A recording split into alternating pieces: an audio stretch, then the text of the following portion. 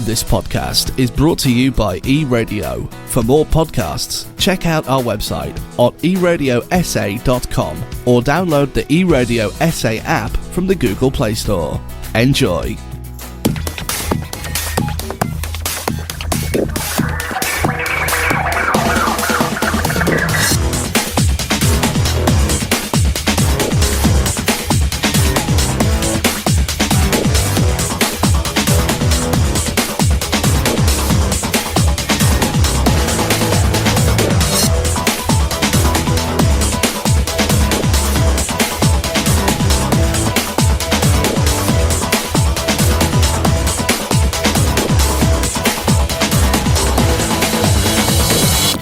Hello and welcome again to another TechPlus with myself, Eon, and also Kaine. We are ready to discuss this week's biggest tech stories, and it's great to have you with us for this discussion. We do it every week around this time.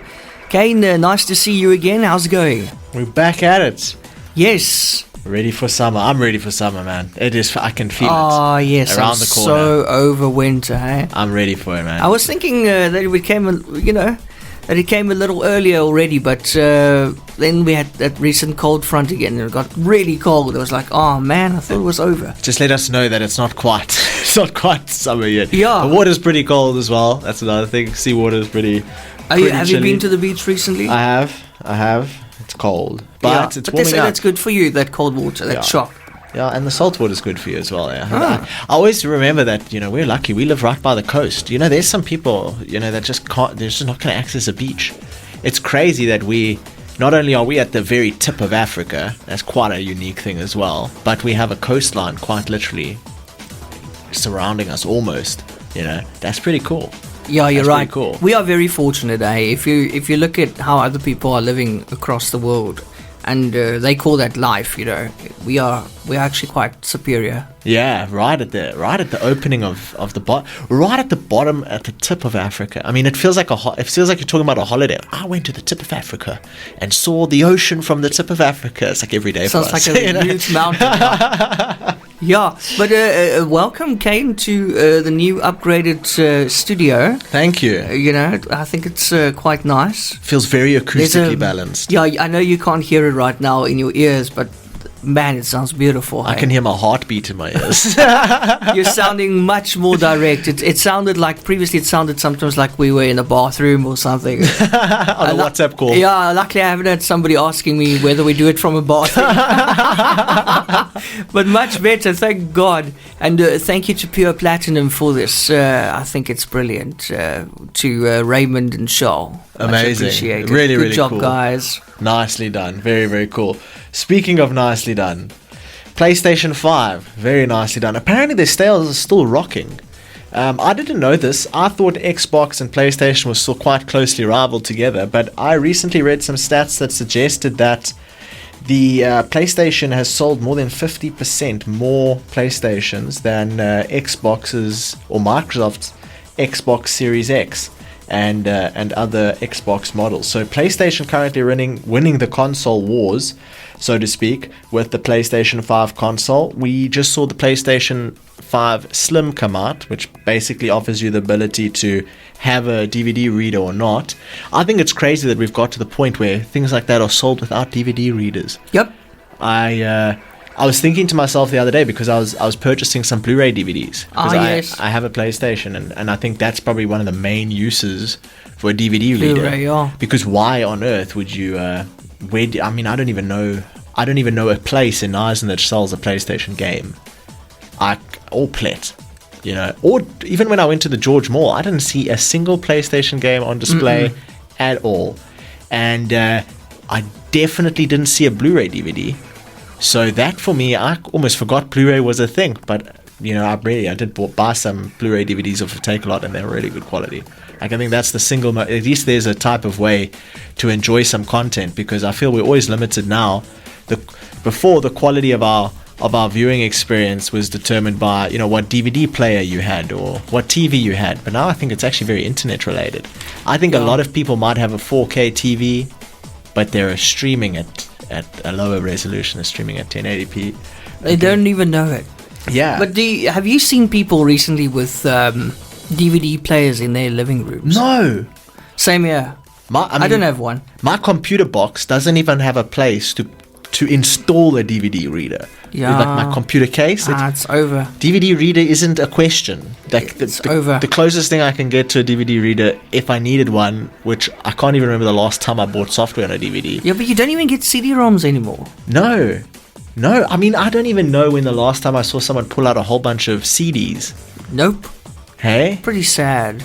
That was the days. I miss the CDs there. CD collection. Yeah, the CD There's no days. quite way to see your music library than in a bunch of CDs on a CD rack, you know? And you get that whole way of pulling out that CD, putting it in the sound system and having a good time. Or buying an entire CD for just one track, because I think a lot of people can relate to that, you know. That's the only way you could get it. So what I think is really cool, at least about a PlayStation for the whole family, is that you could actually buy a reliable, high-quality video. You know, you can actually buy something where you could say, you know, to the family, hey guys, today we're going to watch our favorite movie in like the best quality that we can, if you don't have like extremely high quality internet connection, you know. So PlayStation 5 sales are rocking, beating the Xbox, and console wars are currently being won by the PlayStation and by Sony, of course. Then another thing is, you know, Truecaller. Oh yeah, I've got it. Do you use Truecaller? Oh yes, and it saved me a couple of times, I think. Now, here's something quite interesting. They were talking about Truecaller, you know, in South Africa, and some people were like a bit upset because they believe that the app violates some privacy laws. And I never really thought of this, but of course for Truecaller to operate, it needs to access your contacts. So some of the privacy concerns about Truecaller is that they actually upload your contacts, or they check your contacts when a caller is calling you, and they use that information to tell other people what caller this might be that's calling them. You know, if you have it in your contacts, or you've specifically saved it in Truecaller as a specific caller, then the next time that person calls someone else who's also got the Truecaller app, that app will tell them possibly the name that you've assigned to that contact, or the name that maybe 5 or 6 people have given to that contact, or maybe that contact is on Truecaller and they've assigned their own name. So there are some kind of talks about what is the privacy policy regarding Truecaller as an app. Does it break privacy policies if you're a person who downloads Truecaller, uses the free version, but it still looks at your contacts and uploads those contacts to some database? So they are concerned that Truecaller has some privacy issues, but I feel like you got to give a bit of you got to lose a bit of privacy to get a bit of knowledge. You're telling people who's who calling who, so that you can tell who's who calling you. You know? That's totally unintended, but that's kind of the reality of it. Sorry, my brain's taking a while to process that sentence. So basically, at the end of the day, you gotta be prepared to lose a bit of privacy, so that other people, so that you can kind of contribute to this network. And Truecaller can be super useful to me, because I feel like there's a whole new regular occurring thing in at least maybe South African cellular networks, where you get these robot calls. You ever get that? This is an important consumer announcement. Yeah, or you had those election calls when we had the elections earlier this year. You would have the parties calling you, but it's a robot voice. And I feel like it's such a trap, because I think people create those calling systems, especially this is an important consumer announcement one, to check if you answer. And then if you answer, then they have a whole list of people that answer, and then they can sell a whole list of people that answer to someone else. What do you do? Well, I use Truecaller to see, and then I just won't answer it, because why would I want someone now to add me to some unknown database where I get called from this life insurance broker and that bank and this? I'd rather just not answer it. So that, for me, Truecaller really helps to just not waste time on, because most times when I answer spam call, I'm ending another call to answer some robot call. But you know what's annoying for me about Truecaller is a pop-up that comes after the call. The ad. Yeah, like pop-up thing. Like try sell me something while I'm answering a phone call. Yeah, it just shows you like who just phoned. Yes. And I don't know if there's an ad or something, but that's quite annoying because you got to close that first, and sometimes it's in your way. Yeah, no, that is. I don't like that true. about Truecaller. But I suppose if you pay for the premium version, then you won't Then get it's that. a little bit better. Yeah. Especially if you find yourself getting a lot of spam calls and you don't like ads, I would probably get the premium. But Yeah. I don't get that many spam calls. But I still get annoyed because I know now I've answered this robot call, which means I'm definitely getting more spam calls. It's true. I've restarted the cycle. They know I'm alive. Have you ever signed up with one company or did like an application for, let's say you did an application for a loan somewhere, and all of a sudden you've got 5 different companies calling you the following day? It's like, obviously you guys are sharing your information. Definitely. Those databases, come on, it's not coincidence. And sometimes I get some weird stuff like, yeah, we're like quality reviewers for flipping Nedbank or something. We want to ask you a couple questions about your experience with Nedbank. It's like, hell nah. Like, no ways. That doesn't sound legit. Yeah. Someone that is a Nedbank calling me to ask me what I think of Nedbank. And Yeah. how do you know I'm with Nedbank? It's just... Yeah. Or just hold on, can you just install TeamViewer on your device? And then we can quickly just help you with your bank account. Sometimes I'm calling one of these. Sometimes one of these guys call me, and you're trying to be polite, but they're trained to try and just keep talking. Yep. So you can't actually get a word in to end the call. So you got to kind of just put your phone one side, and they'll talk for 5 minutes. No, that's taking up battery. I'm beyond. Being polite. I just switch it off. Yeah, you answer, they start selling, and you just end it. That's usually the course of action that one would take. You can have a bit of fun with it. Speaking of course of action, remember SpaceX's or Starlink's satellite internet service that South Africans seem to be quite good at using, even though it's not supposed to be available in South Africa. Long story short, you get middlemen that are basically offering me and you and everybody like us the ability to get a Starlink internet connection active, buy the equipment, get a subscription, pay every month, and have internet just like everybody else. Your Starlink satellite equipment arrives, you push a button, the satellite finds, the little device finds the satellite in the sky, securely connects, and now you have internet connection. So that service shouldn't be available in South Africa because of our own rules and regulations for companies like Starlink operating here, but that hasn't stopped a couple thousand people from obviously using Starlink. So in March or April, I believe it was in April, they made an announcement that from April 30th or something like that, everybody who has a Starlink internet connection that isn't in South Africa or that is in Africa that isn't located or hasn't been to their registered location, because one of the strategies to get Starlink in South Africa is technically become a subscriber out of Nigeria or Namibia or Botswana or Ghana, and then just turn on international roaming and come to South Africa. So if you haven't returned to Botswana or Ghana or Namibia or any of those countries in the past 2 months, then your service will be terminated. Oh. So when that was in April.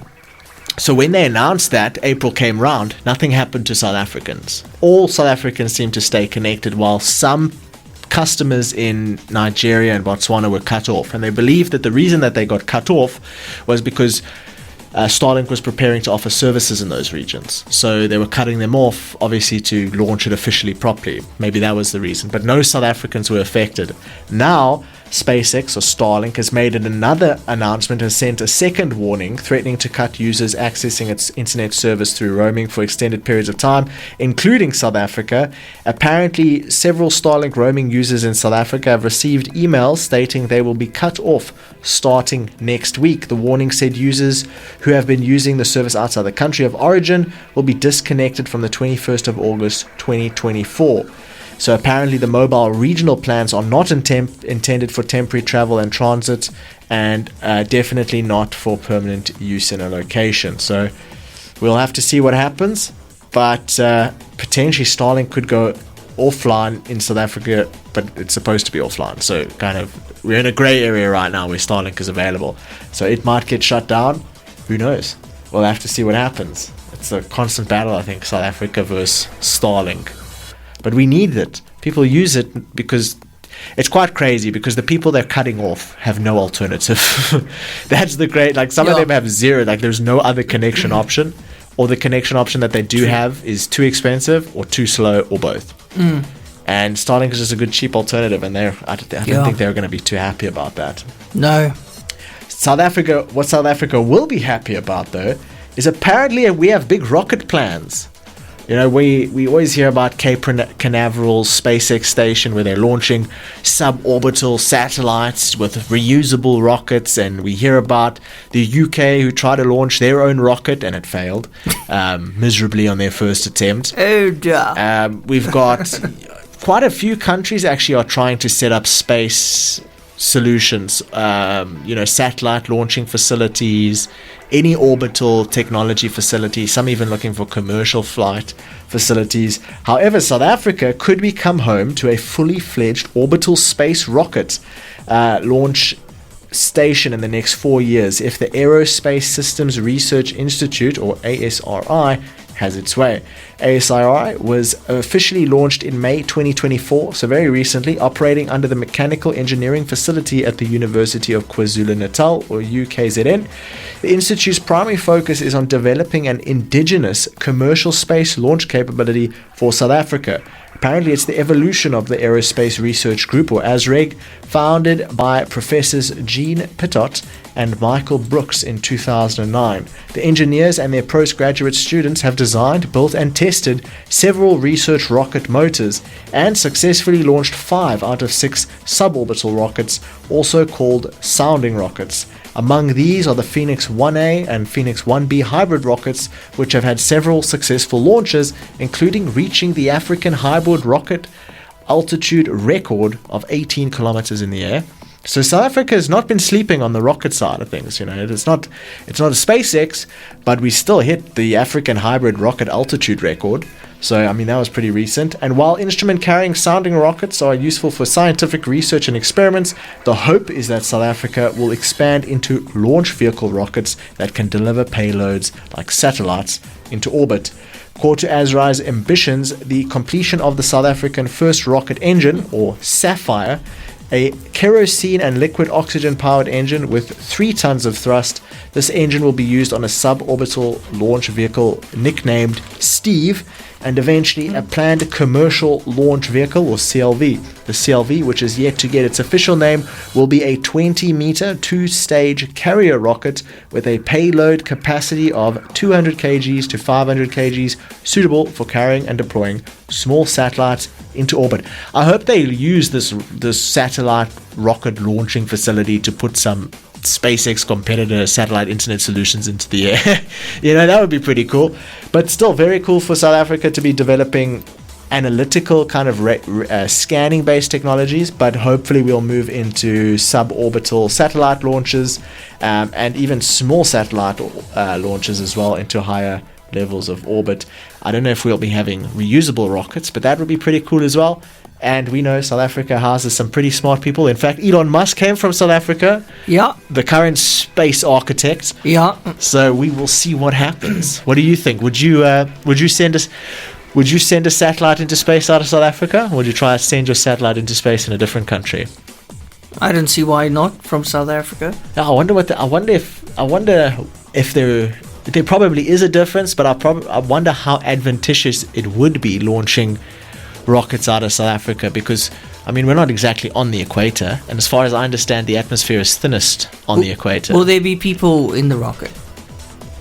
Well, there's definitely not going to be people in the rocket going to fetch the people stuck on the NASA International Space Station. I was going to say, if you want to send somebody from South Africa, you can send Julius Malema. We just want to test something, you know. Just want to make sure our reusable rockets are landing properly. Yeah, but shame, you know, those people are still stuck in space. They are. Those 2 people, the man and the woman, they're currently stuck in space. And then NASA said this week they will be releasing a statement next week to say how they will come back. Because at the moment, they've been in space for more than 60 days and they're running out of food, I believe. That's crazy. Slowly, but they're running out of food, and you know, some said they might only be back at the end of December or in January, and they said no, that's too long. It's still too long. So they want to get them back to planet Earth as soon as possible. But they'll have the plan ready next week, hopefully, so they can come back to planet Earth. They've been there since the 5th of June. Yes. That's a really long time. I feel sorry for We're them. in Eh? Can you August. imagine just being up there all alone, looking down at the Earth? Videos of them, they look very relaxed. I don't know how they keep the it last so one relaxed. I saw, they looked pretty chilled. Eh? Yeah. Must be the lack of oxygen. I don't know. No. Definitely can't light a spliff in space, so I don't know how they're surviving. But let's. Apparently, some guys have been so NASA's been putting some tasks together for them to keep them busy. And I would imagine you're running out of things to do at this point. Someone even made a joke that in space no one can hear you scream, but eventually they probably got bored of that. So it's like, what do you do next? What do you do? Like Monopoly. So here is some things that have been suggested for them to do to keep busy while stuck in space. I would like to imagine myself, stuck in space. Would I do these things? Marathon training. The ISS has a gym on board, and astronauts are required to work out for 2 hours a day to help the breakdown of their bodies in microgravity. But if you've got nothing but time, why not train for a marathon? It might be easier than doing that kind of stuff on Earth, apparently, because obviously gravity is a bit lower. So maybe you can. You're not going to be very good. You're going to come back to Earth, you're running nothing. Yeah. You weigh like 50 kgs more. Polish the equipment until it sparkles. Movie marathons. I don't think there's enough Netflix internet connection in the world. Get really good at meditating. Oh, shame. These are meditation experts. Some say they speak directly with the sun. They've got social media stuff and read some books. That's basically all that they can do. What else? And so maybe some like small tasks for NASA to keep the space station going, looking for that helium leak. But ultimately very bored. Kaine, how do they sleep? They strap themselves in and they float there. Do they float? They strap themselves in and float. So they obviously can't lie down. No. You don't feel like your own weight. And you can't pick up something to weigh yourself down because it doesn't weigh anything. Yeah, that's true. But would you be able to sleep while floating around? I don't think I would be able to sleep. I don't know. There's various factors as well, because one part, yes, you're floating. Another part is you're floating because you're falling. And also you're moving at like 12,000 kilometers an hour. This is very scary. So you're not falling, you're floating at 12,000 kilometers an hour, circling the Earth with nothing to do but meditate, train for marathons, sleep, and fix little things and polish equipment. I think you've been there for 2 months. You have to be psychologically fit, very strong mentally to do this. I think that they've had surely you're having a breakdown by now. Yeah, no, I would. There's no way. Imagine waking up in space and realizing you're in space, and you just had a nightmare about being stuck in space, and you wake up in space and it's real. I constantly have dreams about me being stuck on a very high thing, and then I want to fall off, but I always wake up before I want to fall down. I don't know why. You wake up almost catching yourself from falling. Yeah, it's almost like it starts, shaking, and it wants to topple over, and then I wake up. Well, I was hope on the tower or something. I hope the Boeing Starliner astronauts get back to Earth ASAP. Shame, yeah. Shame. I wouldn't. Well, no, next week. No, seriously, hey, that's. I don't know if they knew about this happening. But we don't want another Ocean Gate situation. No, I wonder how music sounds in space. Do you think it sounds the same? Does it sound like you're listening to it in a big assembly hall, or probably? Does it sound slower? Do you need to play it at 1.5x to hear it the same? How does sound in space? Yeah. On that note, maybe it's time for some of our own sound. Yes, let's go for it. And welcome back to TechPlus on this Saturday with myself, Eon, and also Kaine. We're talking about this week's biggest tech stories. Kaine, this week a big story from South Africa on Thursday was Cell C. Oh, and we were just talking about it last week. Cell C had their relaunch. Oh, but listen, can I just that was so on purpose. Listen, I was expecting, can I be honest, I was expecting a lot more when it came to the new logo. You're expecting wow factor. Yeah, and when I saw it was like, here's our new logo. I was like, what? It's exactly the same. It's exactly the same. But then I realized the C is just open now. Ah, The sea is open. The outside sea. Yeah, the outside sea. seas. Yeah, the outside sea is open now. It's not a circle around it anymore. But that's literally the only change. No font change or anything. Nothing. It was a bit disappointing, to be honest with you. Now, These guys aren't. They probably paid $1 million for this. And we saw the thing about Pepsi. They're paying $1 million for like the most like average logo adjustment ever. In fact, one would probably not even notice it. And Cell C here again. I mean, this is not. This is not. I think the task was change our logo without changing it. Yeah, they got a brief like we want a new logo, but we want it to kind of be the same thing. And the designer's sitting there like, okay, What? Yeah. What if I open the sea? what if we just forget about this whole circle around the C thing? Let's make a double C. And they're like, Sol C, CC, Yeah. got it. Let's go. Print it. Say less. And then they went ahead. I get that they still want to be recognized, and you've got a brand that you want people to still recognize. So you don't want to go overboard in changing the logo. But I mean, you could at least, if you're going to do a rebrand, at least have a bit of a wow factor. Chelsea's had a really hard year, so they really had an opportunity they've been here to... up and down a lot. They keep appointing new people. I know they've got a new CEO who used to be with Vodacom. And they keep appointing new people, hoping this will be the turnaround. And it just somehow doesn't happen for them. I think what they intend to do with their business is illustrated in the logo. I feel like they want to change, but they're not. They should have made it more controversial. They should have made it more aggressive, because you can't play it safe. You're at the bottom of the log of all the cellular providers. You've changed your logo now. It looks very average. It looks exactly the same. In fact, it doesn't compete with the other logos. And this is one of the first things that you're doing as part of probably your 10-step plan to revive Cell C. You need to think bigger, and you need to try harder, and you need to make more noise, because you're playing it too safe, and safe ain't going to get you above your competitors, Yeah, I mean, can't they go back to that marketing strategy they had way in the beginning in the early 2000s when they just launched? Everybody was talking about Cell C. Perfect. That whole brand campaign, yes, I'm sure it was very expensive, but it worked. If you just take those same ads and put them back into circulation, it's better than what you're doing now. That's the thing. Yeah. Like, it would make more noise if they're like, oh, the old Cell C ads are back. That's something. That's making noise. I was wondering, what if they went back to their initial logo and say we're going back to our roots or something? They should have straight up just taken their old ads and played them, and just become a viral sensation with it, and then change your logo. Like, do something. But change the logo big. back to what it was initially, or I would be brave. I would try and a little bit of the current logo and the old logo maybe combined. I always have a saying with logos, and ultimately this is like an icon. I never like line-based icons and logos. I don't like you to. I want you to make a shape and cut a hole out the shape, and that's your logo. Don't draw your logo. Don't make it line work. It's boring. If they had filled the C in, it would have looked more interesing. Fuller. Right. Make it fuller. Yeah. It's very light. It's liney. It's old, and we're being a bit harsh, but you have to be brave here in this moment, especially with me and you are talking about the rebrand. We wouldn't have been talking about Cell C right now. Might as well make us talk even more about it, build some momentum off of it, be a bit brave. The worst that can happen is you get worse. Yeah. You want to get better though, so I hope they do it.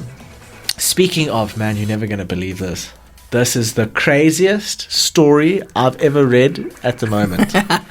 Disney had a couple that went to one of their resorts. Okay? And in this resort is a restaurant.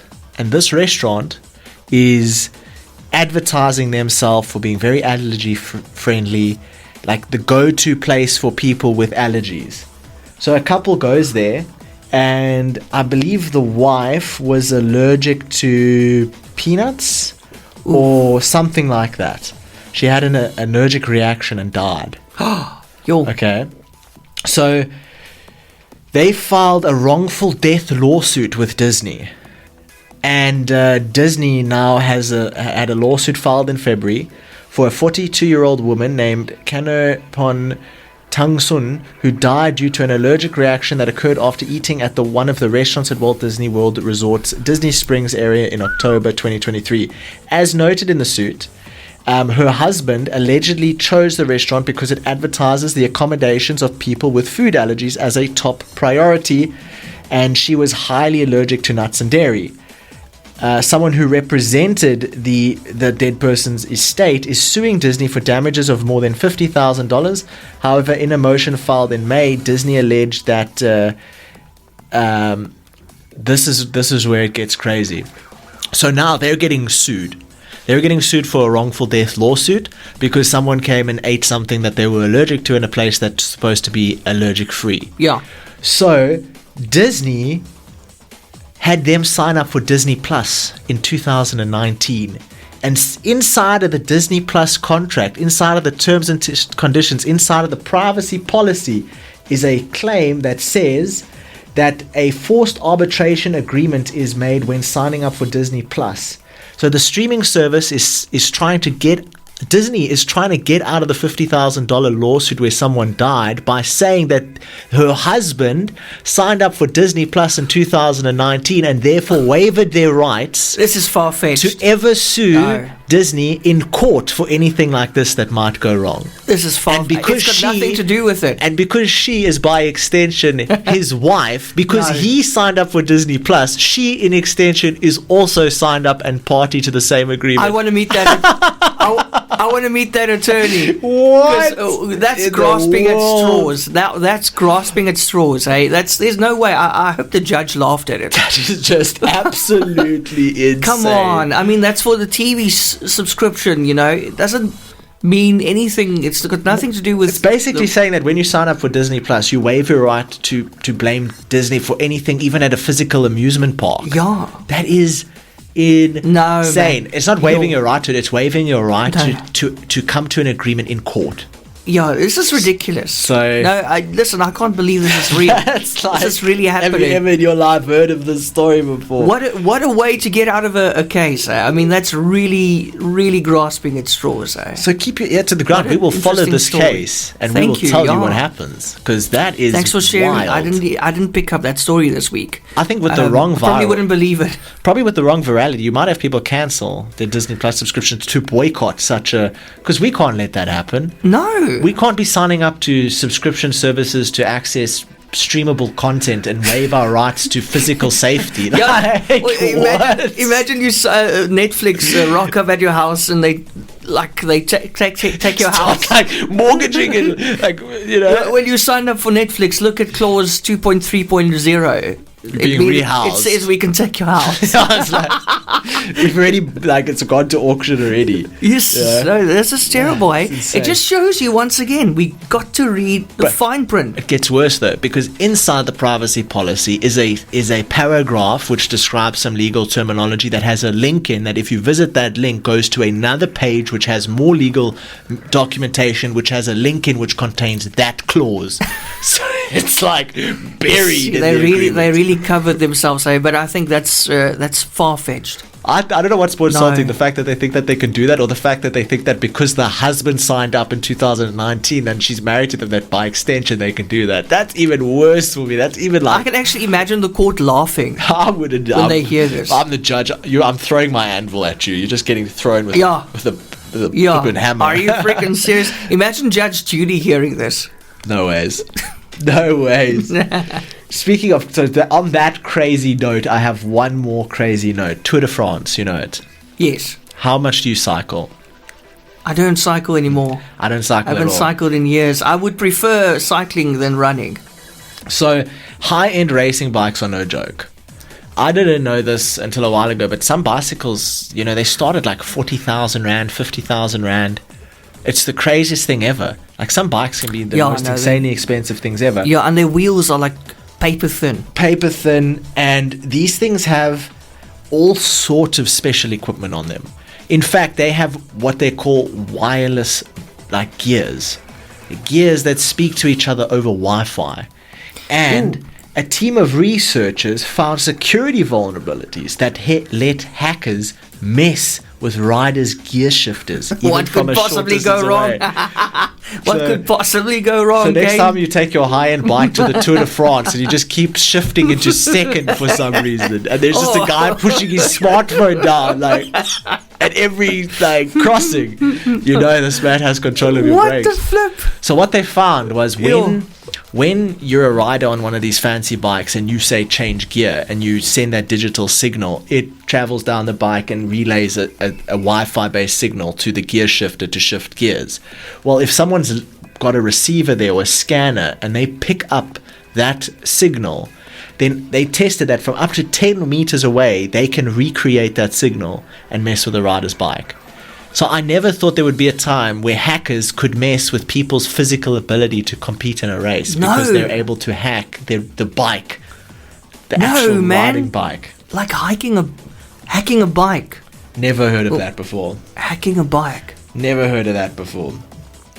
And apparently it's something that can actually happen. So the researchers that discovered this are working together with the bike manufacturers to prevent things. But my question is, like, how many Tour de France's have been affected by this? Yeah. Like, how many guys have been in the crowd? Like, brake, you know? Yeah. Gear up. Guys going up out a massive hill. It's just a guy there gearing up.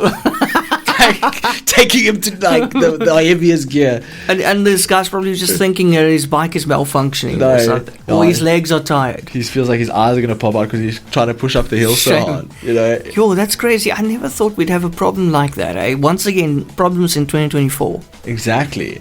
And more problems for the future of 2024. Obviously, Elon Musk wants to get to Mars. And some of the problems with that isn't necessarily the trip to Mars. It's surviving on Mars. It's things like the radiation that one might receive. Because you have radiation from the sun, which is solar radiation. But you also have this other type of radiation called cosmic rays, cosmic radiation. And cosmic radiation is from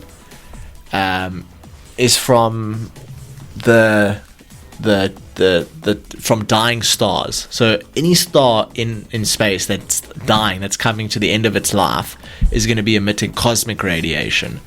And that cosmic radiation sends, particles at like the speed of light. And when you're in space doing your thing, this particle just goes right through you in a straight line, just like a bullet, just completely goes right through you. Shoop. And just imagine, a particle going at the speed of light just through your brain. And it doesn't necessarily damage the cells, but researchers have found that it activates the cells in strange ways. So the cells that are hit by the single molecule traveling through space, and space is just cosmic radiation is part of space. You go into space, you get cosmic radiation. There's so many dying stars that it's just a constant thing. So you get hit by this radiation all the time. The molecules fly through you at the speed of sound. They activate a whole bunch of cells that they hit, maybe 10,000 cells per molecule just as it flies through you, and that is what researchers don't know what happens. It's unpredictable. That's why risk of cancer is increased. I would imagine so, yeah. So a big part of going from here to Mars is how do we live there and deal with this radiation, Additionally, there's all sorts of weightlessness effects on the human body we see with astronauts, from bone density issues and blood flow issues, and a lot of problems that happen when they return to Earth and they weigh 5-10 times more than they used to. And obviously Mars has less gravity. So yeah, I think people are doing a lot of work at the moment to try and figure out how to best combat this radiation. What are the effects of the radiation? They're very serious about getting to Mars, which I think is a really crazy thing. And just the thought of having to deal with something like tiny little particles. Radiation isn't like a strange thing. It's lots of little particles flying through you, like a chest x-ray. Or, when you go to the doctor and you get an x-ray, that's lots of little particles just, going straight through you. Have you ever noticed, now that you mention that, I saw a meme also this week of doctors. They always say, no, these x-rays are perfectly safe. And then the minute they take the x-ray, they run out of the room. Have you noticed? So that's quite interesting. Because it's safe for you to get x-rayed once a month. Not quite safe for them to be around 10 x-rays a day. Maybe that's, I think you answered. That's probably it. But it's so ironic, actually. It's so crazy. And it's crazy that there's something it's crazy that something microscopic can go right through you. and very your scary. cells are fine, but they just react really strange Yeah, to I it. would imagine cancers, maybe grow a third arm or something. Yeah, you have 2 mitochondria in your cells. It's like some wild stuff going on. Here's another cool one. We've evolved. Segway. Did you ever have a scooter when you were younger? Yeah. 2-wheel scooter? Yes. The ankle cracker? Yeah. As I like to call That's them. it, yeah. Nothing quite like a scooter hitting you in the ankle Yeah, to really brighten your day. It did that a lot, eh? I don't know why. And it I was think it happened to a very lot sore. of people. But yeah, those scooters were the ish back then, you know. Yeah, man, and it was all manual. There was no electric scooters. Some No, no, people no. had them. The No, rich you had people, to but pedal. Yeah, effort equals Like- speed. Yeah, like You know? you had to kick. So Segway released a new electric kick scooter at about $200, about 3,500 rand. That has it's basically for kids. It's electric, but it has some pretty cool speed features. The first one is you can limit it to 7.5 miles an hour, just over 12 kilometers an hour or so, for kids who you don't want to let them go too fast. So it's like a speed limiter. So Yeah. I don't know why a kid needs an electric scooter. Man must just push. But in this case, you're giving your 9-year-old an ability to move around freely by electric power. You can limit the speed so he doesn't, use that power for the wrong reasons, like flying through your front door or front windscreen or something ridiculous. And then you can also turn off that limit and activate some other stuff. So once you go into sport mode, it can go up to 9.9 miles an hour, it's short of 20 kilometers an hour. And power assist mode is similar to sport mode with a top speed of about the same, but instead of using the throttle control, every time the kid pushes on the scooter, it gives an extra little boost. So it's like assisted push. Okay. I just wish I had this kind of scooters when I was younger. I mean, I had They're getting manual. all the cool stuff, eh? We did everything manually.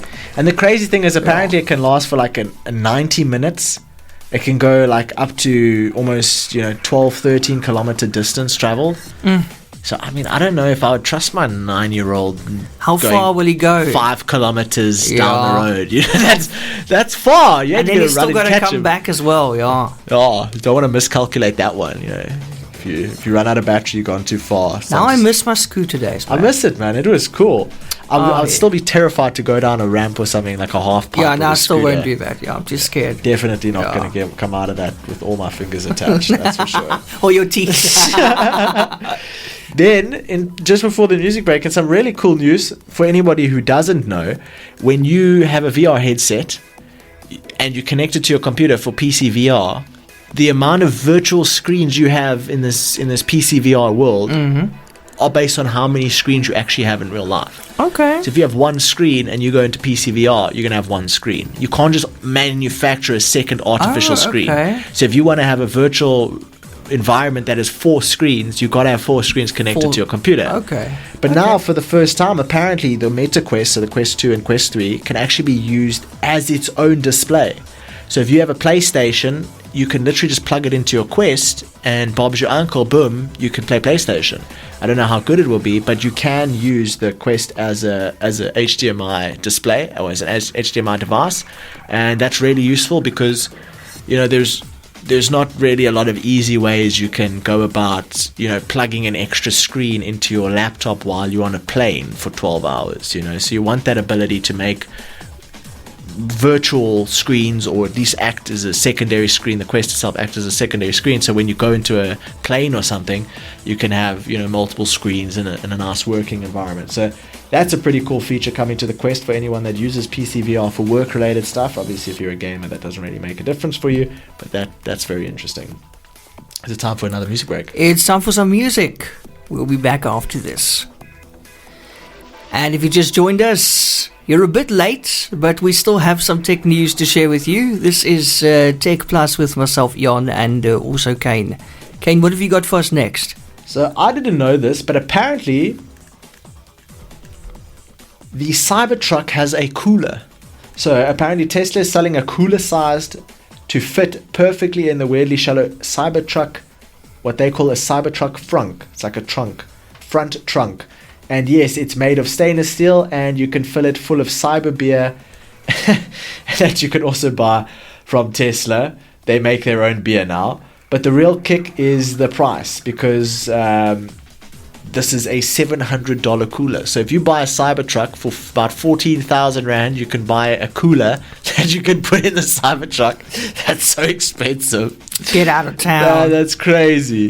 That is crazy. I've seen some people testing out the Cybertruck. Some of them have like broken the truck while doing like very basic towing things. Really? Oh yeah, there's been a lot of. I thought they were quite tough. One guy did a door slam test on the Cybertruck. One slam, the door was messed up.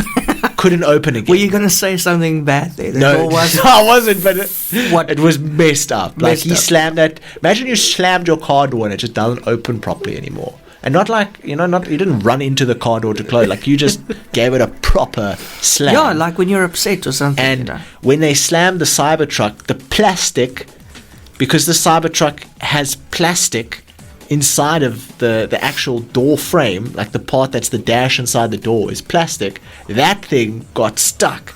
And when they opened the door, it ripped the door and the plastic apart. And when they looked inside, Tesla had attached the plastic to the metal armor with plastic rivets. So why do you make your Cybertruck out of reinforced like aluminium steel, and then you attach the dash part of the door to the metal frame with plastic rivets? It's like, why? And it failed the door slam test. Jeez, I'm actually a bit disappointed. This thing's supposed to be like proper robust. That's how I saw it all this time. That is actually mad. And then we had a data breach of 3 billion people. Ooh, wait, when? So apparently some sort of data set appeared on the dark web. That's usually what happens. Something gets hacked, and if they don't say anything, like a lot of companies, like one company just got sued like $70 million because they didn't report that they had been breached and that user data had been stolen. Well, in this case, one way that sometimes that is found out, like how do you know a breach was made, was because someone starts selling a database of information on the dark web, and they'll tell you exactly what it's for. So this particular data set that popped up on the dark web was a 3 billion people data leak that contained like social security numbers and email addresses of a whole bunch of people, and it was being sold for $3.5 million.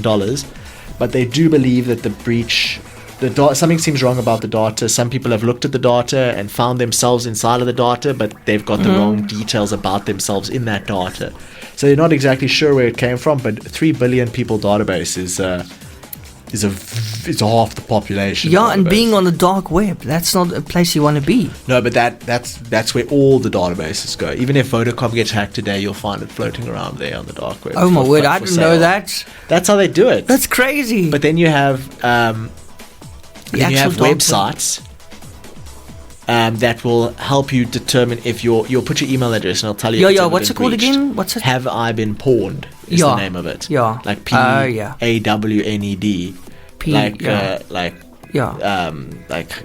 The people that buy the containers and like sell it secondhand, like those kind of guys. That's at the time of terminology. So have I been pawned? And then you go and you put your email address in, and it will tell you, hey, you were part of this particular website, Facebook, and it was breached in 2000 and whatever, and this email address was found in there. And then you can say, hey, whatever email I had with the site, clearly this is the leak, so I need to change all the emails that are associated with this password, or all the passwords that are associated with this email that is contained within that breach. And I can guarantee you'll probably put your email address and see that there have been breaches with your email in. It happens all the time, and it's like all sorts of sites all over the place. So it's a pretty regular thing. But something like even antivirus, like Kaspersky antivirus, they'll make you think they're very, very security like protective, because they'll tell you, hey, your data was included in a data breach, like protect yourself. But they're just checking that website to determine if it's happened, and then relaying that information to you and kind of making it like they found that out. So some people use that data to try to sell you a service, but it is there. It is for free. You don't need a special antivirus to do it. Kaspersky's check isn't going to be more accurate than just using the free tool.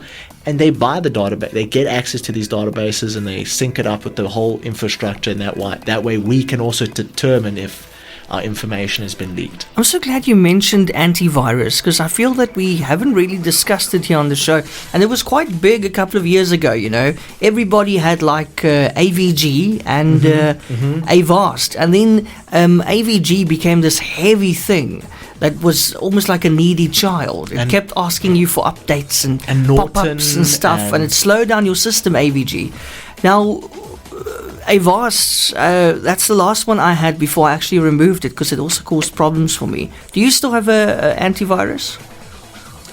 I think it's always a good practice to have an antivirus to perform certain scans. A lot of the time you can actually just pick up a free trial of an antivirus and just do a couple scans. You just want to make sure you don't have any malware or anything that you like. But the type of data breaches today, like when people, install fishy stuff, the computer environment is a lot safer. Windows has been working on their Windows Defender. Yeah, is that enough? Because that's all I've got. Right now, they all share data. Like they all have their own data sets of all these different viruses that exist, and they all check these databases. So Windows Defender is very secure. You will survive without an antivirus, but let's be real. If you've got something on your computer that's very, very, very, very valuable, very, very important, it's worth thousands of, if not hundreds of thousands, if not millions of rands, is a 300 rand security program per year an overstretch? No. Yeah, that's a good point. You're not gonna regret it. Geez, what would you have on your computer that's worth that much? Crypto. Crypto. You might have cryptocurrency. You might have passwords to bank accounts. You might have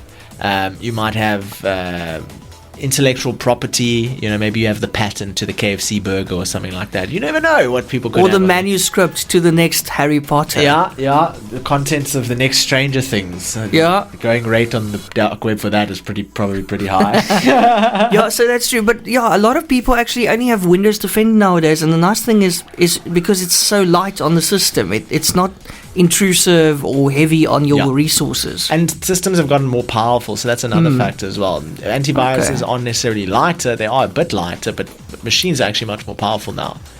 For the price you get them. I mean, there was a time you'd pay 15,000 rand for a computer with 4,000 rand new today. Yeah. That was back in the day. Intel Celerons. They still sell Intel Celerons? What? They do, bro. No way. You wouldn't think so, right? No, I thought we were way past it. No, they still sell it. I was like, what? I didn't even know how to take that. So other news before we close off. We've got some interesting stuff. Microsoft is moving into the handheld gaming market. We've heard of the Lenovo Legion Pro. That's a handheld console gaming device. We've heard of the Asus ROG Ally. That's a handheld console device. We've heard of the Steam Deck. That was actually one of the first handheld console devices.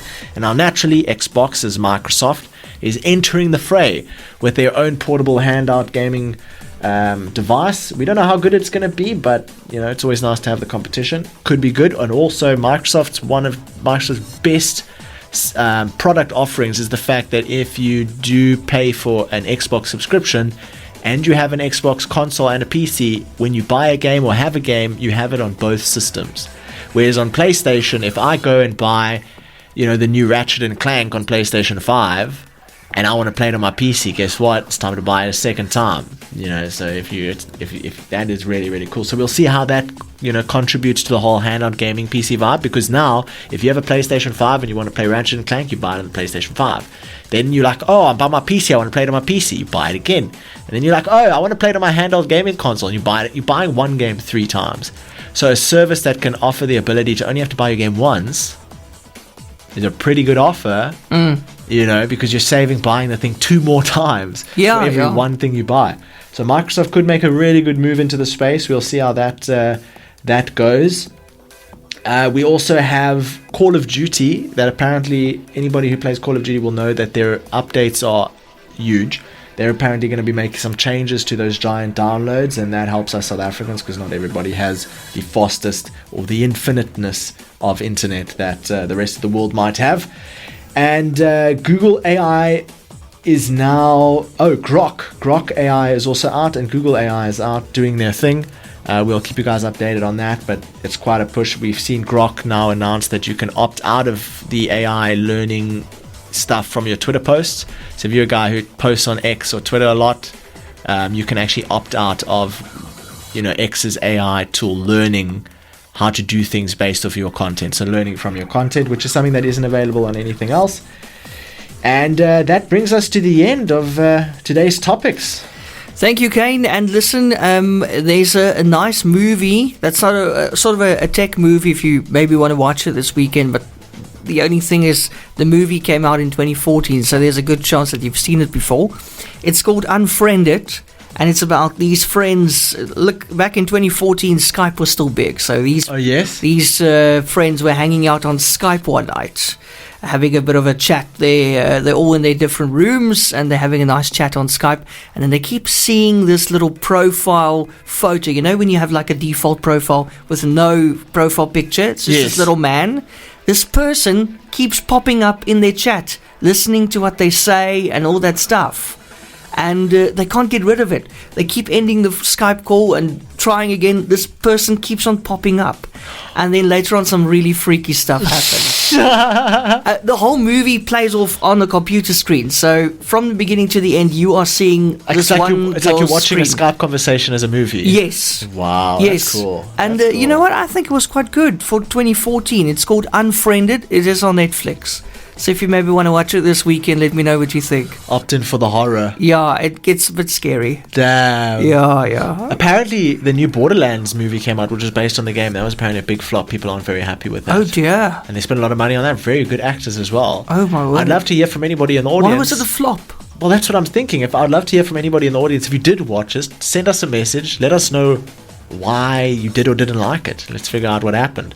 Why do you think Borderlands didn't quite do as well as it did? Or do you think it did do well and everybody's wrong? Let us know. Kaine, thank you so much. That was another great show. I hope you're going to have a lacquer rest of your weekend, and then we'll see you again here next week, same time, same place. Thank you so much for having us. See you next week. Cheers, everyone. Cheers. Bye. Bye-bye.